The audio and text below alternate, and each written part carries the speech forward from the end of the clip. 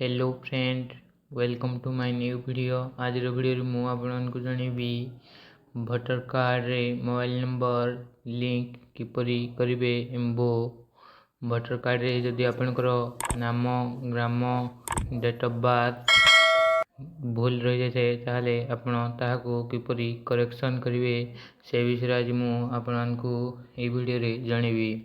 चलंतु video dairy न करी start करिवा। आपण प्रथमे प्ले स्टोर को ओपन करने।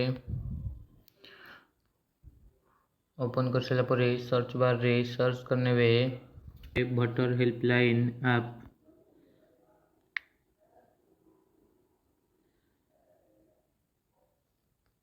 आपण भोटर हेल्पलाइन ऐप सर्च कर सारा पर आपको ये इंटरफेस दिखेबो। आपण ए ऐप टी को डाउनलोड करने। देखंतु मु ए ऐप टी को डाउनलोड कर सारी सेति पय मु ओपन ऊपर क्लिक करनो छे।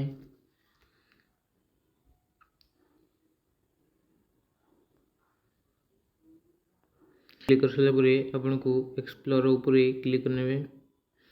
क्लिक कर सारा पर आपण लॉगिन ऊपर क्लिक करने। आपण जदि ए पोर्टाल रे पूर्वरु रजिस्टर करिसेंती ताहाले आपनकर मोबाइल नंबर देकी सेंड ओटीपी ऊपर क्लिक कर देंतु। आ जदि आपण रजिस्टर करना जी ताहाले न्यू यूजर ऊपर क्लिक करी रजिस्टर करनियंतु। देखंतु मु रजिस्टर करि नै सेति पय मु न्यू यूजर ऊपर क्लिक करी रजिस्टर करनो छी।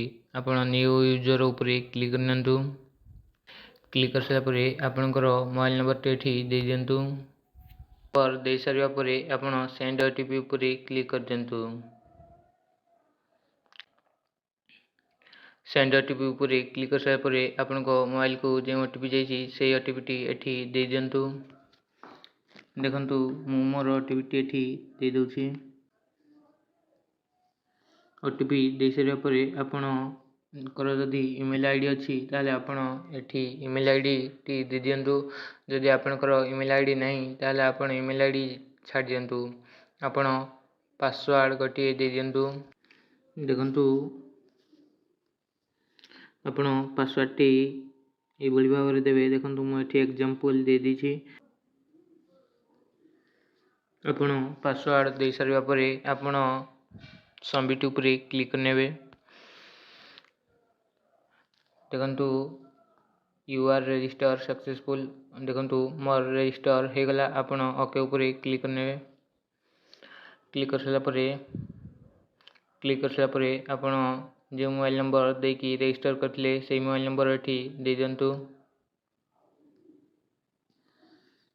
मोबाइल नंबर दे सारिया पर आपण सेंड ओटीपी ऊपर क्लिक कर दियंतु।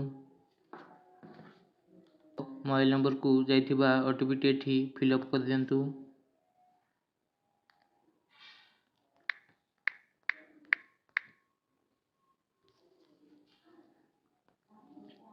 ओटीपी टी दे सारिया पर आपण जतबे रजिस्टर करथिले जे पासवर्ड टी देथिले से पासवर्ड टी एठी दे दियंतु। पासवर्ड टी दे सारिया पर आपण लॉगिन ऊपर क्लिक करनेबे।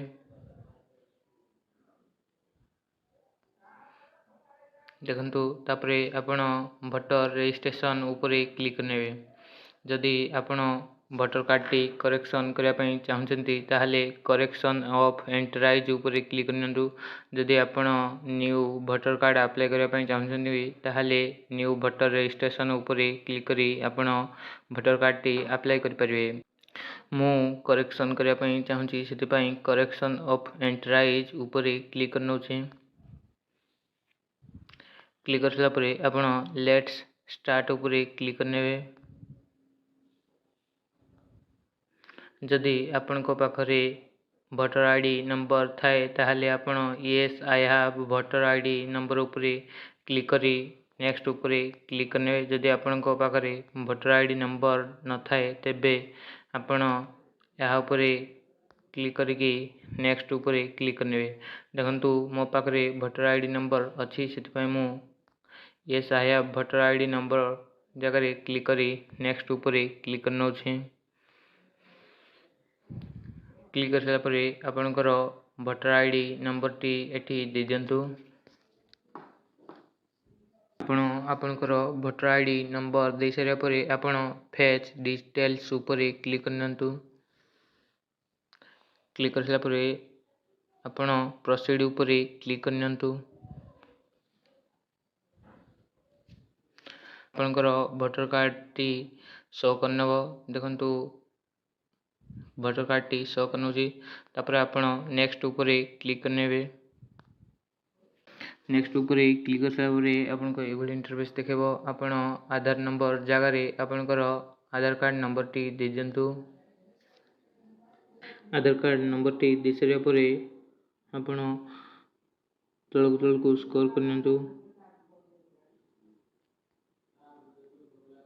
करबा पई आपण भोटर कार्ड रे मोबाइल नंबर ऐड करबा पई चाहथिले सेति पई आपण एठी आपणकर मोबाइल नंबर दे दियंतु। जदि आपणकर मोबाइल नंबर न थाए ताले आपण आपणकर संपर्कीय को मोबाइल नंबर देकी भोटर कार्ड रे मोबाइल नंबर लिंक कर परिबे। देखंतु मोर मोबाइल नंबर अछि सेति पई मु मोबाइल नंबर दे दउछि। देखंतु मु मोर मोबाइल नंबर टी दे सेछि। तापरे आपणकर जदि ईमेल आईडी अछि ताले आपण आपणकर ईमेल आईडी दे पारंती। जदि आपणकर ईमेल आईडी न थाए तबे आपण न देकी मध्य आपण नेक्स्ट उपरे क्लिक करनियंतु।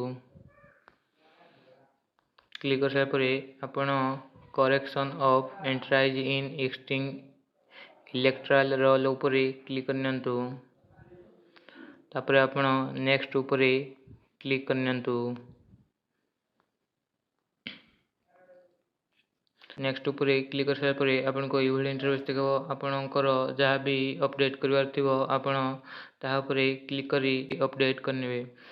देखंतु मु मोबाइल नंबर अपडेट करबा पई चाहछि सेति पई मोबाइल नंबर उपरे क्लिक करनोजी।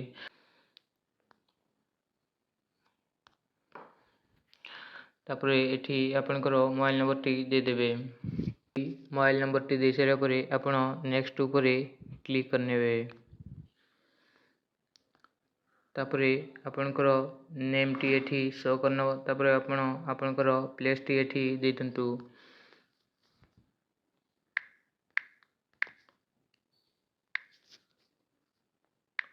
एठी आपण आपणकर एठी प्लेस टी दे सारा परे आपण डन उपरे क्लिक करनियंतु।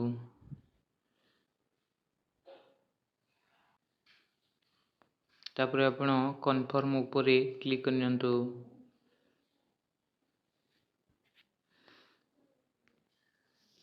आपण कन्फर्म उपरे क्लिक कर सारा परे आपनको एभली इंटरफेस देखबो। आपण एई रेफरेंस आईडी को कॉपी करनियंतु किंबा याको स्क्रीनशॉट करनियंतु।